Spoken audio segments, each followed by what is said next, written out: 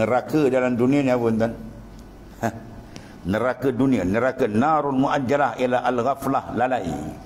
Orang yang lalai itu maksud tu neraka dunia panggil. Syurga dunia hudur kalbi tuan.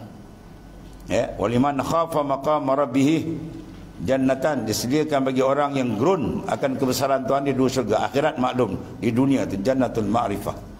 Hati dia sentiasalah menghadap tawajuh kepada Ta'ala. Dia lalai je. Dan musuh besar kita yang paling besar digunakan senjata ampuh dia ghaflah, lalai. Dia lalai je. Insan tu bila lalai je, mulalah mengambil kesempatan hebat musuh kita, syaitan, iblis, nafsu dia paut kita. Syekh Abdul Qadir Al-Jailani ketika memimpin suluk, ya, anak murid dia seorang tu terlalai satu saat, dimukasyafahkan kepada Syekh Abdul Qadir Jailani. Iblis tu datang macam lalat urung bangkai. Dia datang, dia pusing kepala. Itu satu second, kalau satu jam, kalau full time lalai. Teruk tak teruk lalai, dalam semayang pun lalai. Tak adalah paling, kalau bahasa dodak apa, paling sui. Kalau dalam semayang ni lalai paling sui.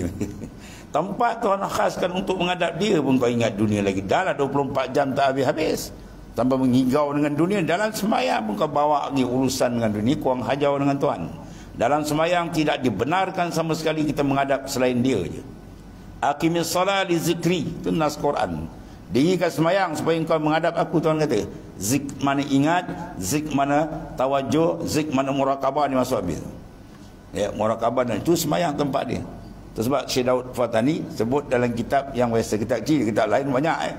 Kitab kecil di Musalli tentang muka ada. Fiha yahsulul al-infirad. Dalam semayang tu hasil infirad. Mana orang angkat dia takbir, qalbi dia infirad ma Allah. Tunggal dia dengan Tuhan dia. Itu dalam semayang. Kalau puluh tahun dia semayang tak dapat ni lagi, makna semayang kita sangkau kosong.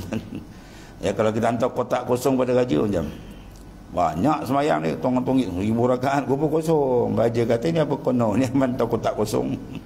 Ya, kita nak hudur kalbi dengan dia. Dalam semayang tu ada muqabalah, dalam semayang tu ada mukallamah. Apa makna mukallamah tu ada bahas panjang lagi. Dia 9 mutiara tu. 9 mutiara ada dalam sembahyang.